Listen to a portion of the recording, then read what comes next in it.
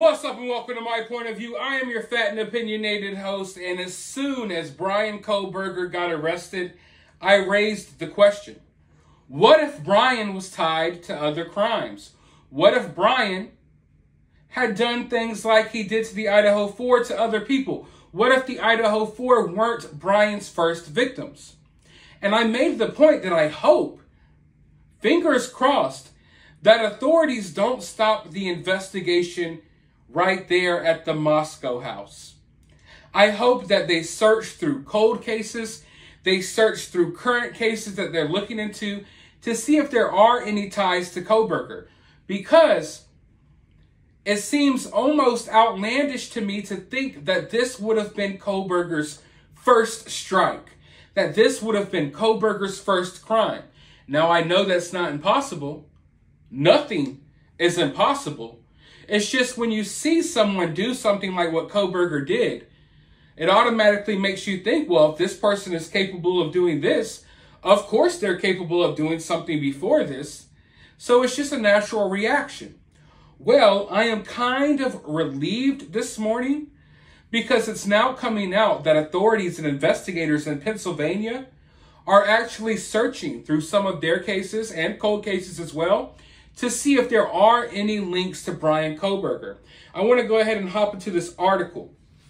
Authorities in at least 2 Pennsylvania counties where Bryan Kohberger attended college have searched their cold case files, looking for links that could connect those cases to the suspect in the Idaho college murders. Your natural question is to start wondering, is this guy wanted? Said Northampton County District Attorney Terrence Hook, who ordered his staff to research whether Kohberger could have ties to any unsolved cases in his jurisdiction. Is his name out there? Did he do anything here in my county? Authorities have previously said that the 28-year-old Kohberger has no prior criminal record. However, since Kohberger was a student at Northampton Community College in Bethlehem, Pennsylvania, authorities took a deeper dive into records.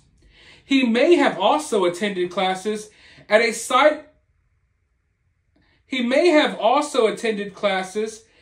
different campus in Monroe County.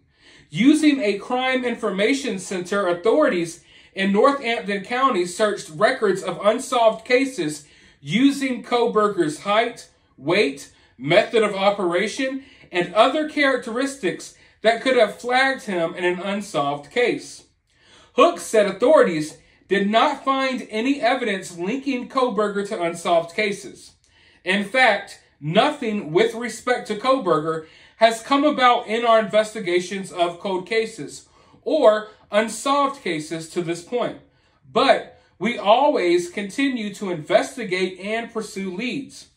In neighboring Lehigh County, where Kohberger spent 4 years studying criminology on the campus of DeSales University, District Attorney Jim Martin is asking the same questions. After Kohberger's December 30th arrest, Martin said, "The first thing I did was ask the director of the RIC, Regional Intelligence and Investigation Center, to see if we had any contact with Mr. Kohberger. That database includes 6 million police reports and related data. It showed only one contact with Kohberger, a 911 call in which his car was locked behind a parked gate on a bike trail. And there was a response from him thanking the police and apologizing for the inconvenience," Martin said. Martin said the probe by his office has not found links to Kohberger and any unsolved crimes. "We have no unsolved homicides that in any way meet the modus operandi of this event out in Idaho," Martin said. Monroe County District Attorney E. David Christine Jr. did not respond to messages or a recent visit from King 5 News Crew. Bryan Kohberger lived with his parents in Monroe County for a number of years, and it is the jurisdiction in which Kohberger was arrested by a SWAT team in November. So, No connections as of yet. They can't connect Bryan Kohberger to anything as of yet, except for one situation where Bryan Kohberger called the cops himself because his car got locked behind a fence at a bike trail. I wonder what he was doing out there. I definitely have questions about that. But, like I said, no connections that they can find as of yet. I hope they are doing a broader search. I don't think that Kohberger, if he had done something before, I don't think that he may have done it in the same way. You know, judging by his education, which, I mean, I don't want to read too much into that, but it would make me think that, you know, when are we going to see a serial killer, if you will, that doesn't follow patterns?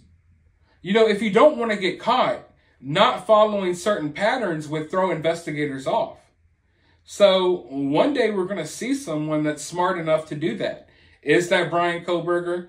Who knows? But at the very least, I am relieved that they are looking into this. Because in a lot of cases, it seems like they get someone and then they just go about their day. And in this situation specifically, I really feel like there is a need to take a look around. Take a look around, because Bryan Kohberger has gotten around. Bryan Kohberger's at this college, then he's at this college, then he is at that college, and then he's spotted on this campus, and then he drives here, and then he drives there. I really question if Bryan Kohberger has done other things, maybe not as severe, but I don't know. It really freaks me out. It really weirds me out, and I'm glad that investigators are looking into it. But let me know your thoughts down in the comments below. Are you happy they're doing this? Do you think they will ever find a connection? Let me know your thoughts in the comment section. While you're down there, hit the thumbs up button, hit the subscribe button, ring that notification bell, and remember, always remain opinionated.